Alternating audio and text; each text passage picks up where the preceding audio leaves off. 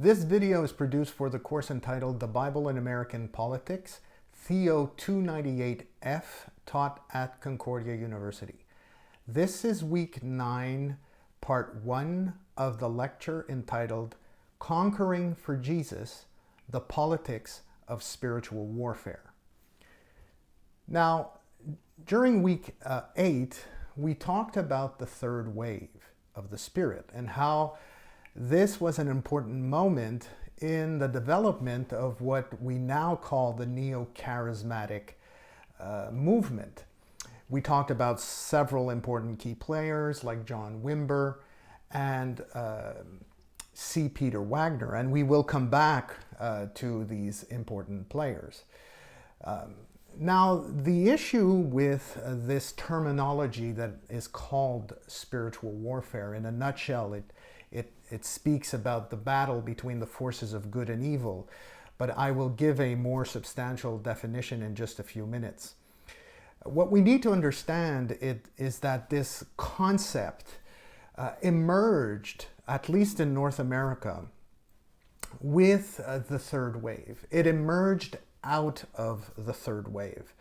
The third wave had created in the US the necessary conditions for people to embrace this specific idea of spiritual warfare. Especially with what we talked about when we mentioned the issue around the three-tiered worldview that most of the people in the majority world embraced, that a lot of individuals had a three-tiered worldview, which incorporated in this middle worldview, or this what was considered to be the excluded middle by the minority world, or the people in the global north, which was a view that there is a spiritual world and there are spiritual entities that affect everyday life of individuals. Now, this was something that people during the third wave started to discover in the West. This had been something that was pretty much part of the worldview, like I said, of people in the global South. But now with Wimber coming along with his Vineyard movement and the teaching that went on at Fuller Theological Seminary, that specific course, if you remember, on signs and wonders, this opened up this idea of spiritual warfare. It was all about doing what they read in the Bible. And Wimber comes up with this idea of doing what Jesus did, and he mentions this often. I want us to just take a few minutes to listen to a clip of Wimber in a church explaining how he became a Christian and how he wanted to do what was read, what he read in the Bible, but that Christians in general just did not apply some of the things that they were reading. They believed that it happened in the past, but Wimber wanted something more. So let's take a few minutes and watch this. We do believe in so little reality in our daily lives that we continually try to reconstruct our Christianity through methodology, principles, and programs, and that is not enough for you and I to sustain. Many of us have for years tried to discipline ourselves into some sort of Christian reality. We've tried harder, we've read more, we've studied more, we've witnessed more, we've fasted, we've prayed, we've gone to church more, we've committed more, and still not experienced the very thing that we joined up for. When I first came to Christ, I came to Christ vis-a-vis a Bible study in which Jesus Christ was presented to me not only as a historical personage and as the living Christ today, but as the person through whom and by whom I was to receive life and to operate from that day forward. I came to Christ mountain style, no holds barred, everything given to him at one time. I knew that if I came to Christ, it was the end of me and the beginning of him. That's the way it was presented. I was to come to Jesus and to walk with him.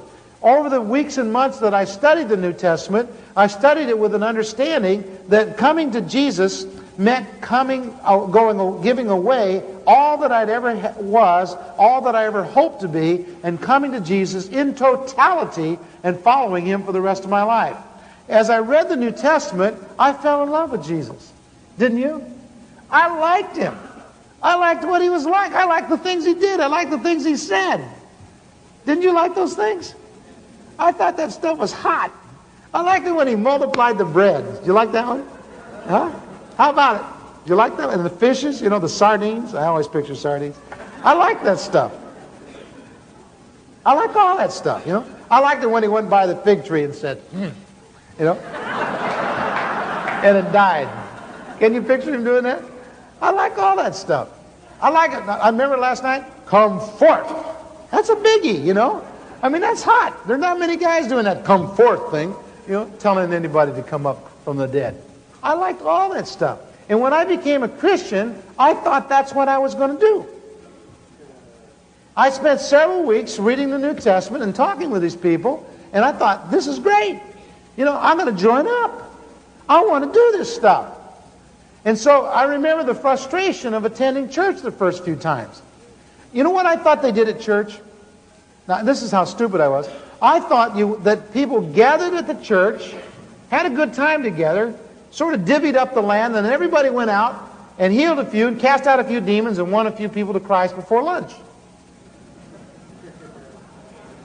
And so the first few times I went to church, I went prepared with the idea that we're going to, you know, I'm going to take Anaheim. I want to go to Anaheim, you know, the deepest, darkest pagan Anaheim. Over there by Disneyland. That's where I want to go, because that's where I was raised. And when they didn't do it, I was disappointed. And I remember one day asking a guy about it. I said, when do we go out and do it? He said, what? I said, when do we go out and do it? He says, oh, you don't have to do it. You just have to believe it was done once. Now that's pathetic. Isn't it? I found out over the next year or two that we cried about it, we sang about it, we preached about it, we prayed over it, we gave to it, but we never did it. We never got to go do the things that Jesus did. And I grew disillusioned in the process. Now, you know, when I worked for the devil, he let me do his stuff.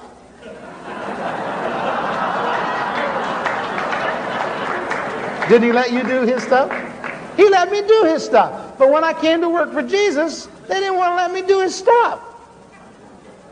And to tell you the truth, I joined up to do the stuff. Did you? You see, it's doing the stuff that's going to change the world. It's not knowing it was done once. It's not knowing that it's important. It's doing it that's going to change the world. Somewhere, someplace, somebody's got to start believing this book and acting on it.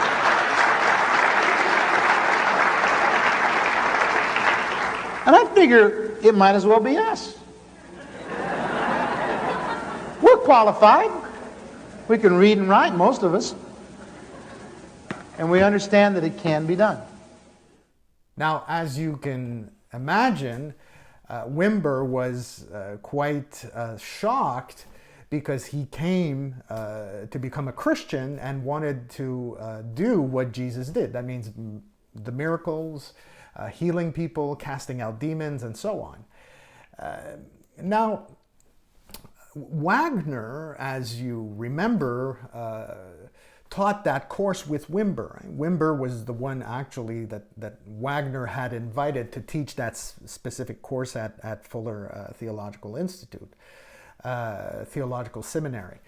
And Wagner, of course, himself opened up to this idea of signs and wonders. And that also led him into developing in a more systematic way, and we'll see this in just a few minutes, all this idea of spiritual warfare, that Christians are in a battle against the forces of evil. Now, Wimber himself believed in the existence of demons and you know, that Christians had the authority over the demonic realm. Up to a certain extent, he did believe that. But at one point, Wagner concentrated all of his research on that specific issue, and that was over-exaggerated for Wimber. And they kind of parted ways at that point, because Wimber felt that Wagner was putting way too much emphasis on demons. Wimber was all for this concept of power evangelism.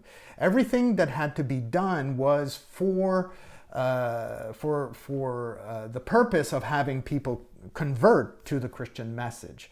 So he wasn't necessarily emphasizing one aspect of signs and wonders over others, whereas Wagner was developing really this concept of spiritual warfare. He had been encouraged by some of the faculty, at least a well-known faculty member there, Donald McGarvin, to research Pentecostal churches in the majority world and try to figure out why they were growing. And one of the reasons for that, according to Wagner, was this idea of these people engaged in strategic level spiritual warfare. They engaged in battling against the demons that were in control over certain territories and cities and areas, geographical areas. We'll talk about that in just a few minutes. But that's where Wagner's emphasis shifted. So what he saw on the mission field, he started to systematize these ideas of spiritual warfare. Now, let's kind of define what it is first of all. And you can see it on your screen, just a kind of brief definition of what it is. What is spiritual warfare? Spiritual warfare is this cosmic war between good and evil, between what we can say Satan and God, between the Christian church and the world system ruled by spiritual forces of darkness. It is an internal war that is waged within, between the Holy Spirit and the lusts of the flesh. That means the sinful nature.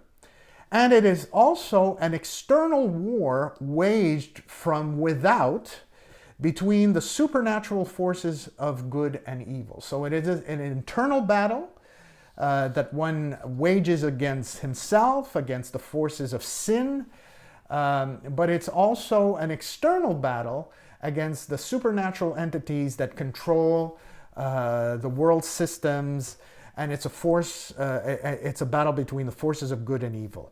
Now, the common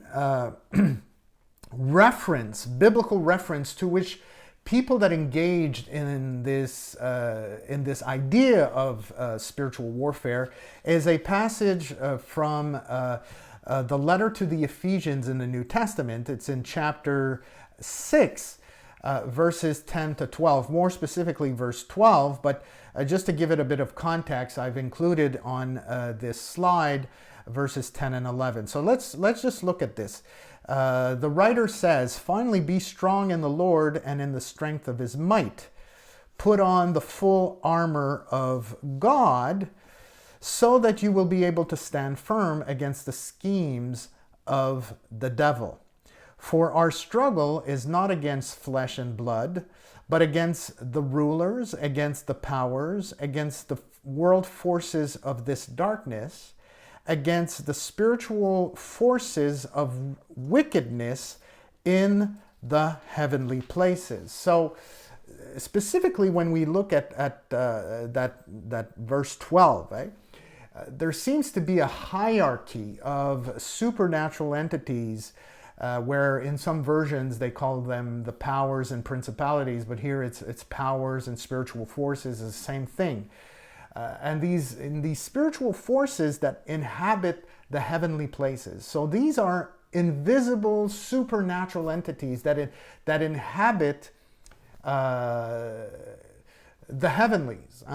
And they control, or they have influence, or they have an impact on what is happening in the world. There's an elaborate example also taken in the book of Daniel, and we'll look at that in the subsequent parts, where there is where the prophet Daniel has a revelation of a battle that has been waged between the forces of good and evil over a certain geographical area, which permits God to be able to bring about his desired will. And of course, the believers are themselves engaged in this kind of battle. Now, in the majority world, there is this view. This view is understood. In some countries, the traditional religions and with their beliefs and practices, of course, we're very familiar with the idea, and are still very familiar with the idea of the spirit world as being a reality. Now, when people in the majority world become Christians, that when they are exposed to the Christian message, and when specific types of Christianities like Pentecostalism or the charismatic movement kind of become part of those societies, when Pentecostalism spreads out into the majority world, it, in a sense, embraces or takes seriously into account this worldview. There is this kind of tension between this kind of continuum and discontinuum between this worldview, and how when someone converts, let's say, to Pentecostalism, there is a break from certain aspects of that culture, but at the same time there is a certain continuity with certain aspects of beliefs and practices. But these beliefs and practices are translated, in a sense, or are absorbed into the biblical worldview. They're translated into biblical categories. So ancestors, spirits, ideas around witches, curses, things like that, they become absorbed. It's like the devil absorbs the ancient spirits, and these become demonized. There's a diabolization of these ancient spirits. So this is what Wagner realized in the mission field. But he needed to bring this reality, at least what he considered to be a reality, to people in the global north, to people in the US. So he started writing numerous books on the issue of spiritual warfare. He has like dozens of books and single-authored and co-edited volumes on the question of spiritual warfare. He himself engages in spiritual warfare. He was engaged very much in this movement. And what he did at one point is he tried to systematize what was the spirit world all about. So he developed this kind of paradigm. It's a kind of a three-level paradigm, 3 levels of spiritual warfare that he sees Christians engage. And of course, he uses the Bible to kind of support some of these ideas. He admits that some of these ideas are kind of more implicit in the Bible. They're not always explicit. But as you can see on your screen, this is the kind of paradigm that he's developed. He says that Christians are engaged in 3 levels of spiritual warfare. The first one is what he calls the ground level spiritual warfare, which is this idea of casting out demons out of people, where you have certain individuals that are specialized in deliverance ministries, exorcism stories, for example, in the Gospels and in the Acts of the Apostles, are an illustration of what he calls ground level spiritual warfare. Then there is a second level that is called the occult level of spiritual warfare, which Christians engage also when they battle with demonic forces that are related to specific movements or ideas like Satanism or witchcraft. He puts Freemasonry and Eastern religions, and it gives you a sense of how he considers other religions. Ideas around New Age, the New Age, or shamanism, astrology, and other what he calls occult practices. This is the occult level of spiritual warfare. This is a different series of demonic entities that would be part of that level, and it's a different area in which Christians engage in battling the forces of darkness. And the last level, which he considers to be the most intense level, and not every Christian necessarily is engaged or is invited to engage in that level, because there are, in his estimation, spiritual casualties, is the strategic level spiritual warfare. And it's the third level. It is also called cosmic level spiritual warfare, and it involves a struggle against the principalities and powers. And this passage that we read in Ephesians chapter 6, verse 12. These are often called territorial spirits. These are entities that often keep individuals that are in certain cities, nations, neighborhoods, in various countries, that adopt various religious allegiance. These people are under spiritual captivity because these territorial spirits control specific areas of activity. So this is a very important, this level is very important, and this is where we will see in the subsequent parts of this lecture that strategic level spiritual warfare there's often political consequences or implications to that. And this is what we will explore in part 2 of this lecture on the politics of spiritual warfare. So tune in for part 2.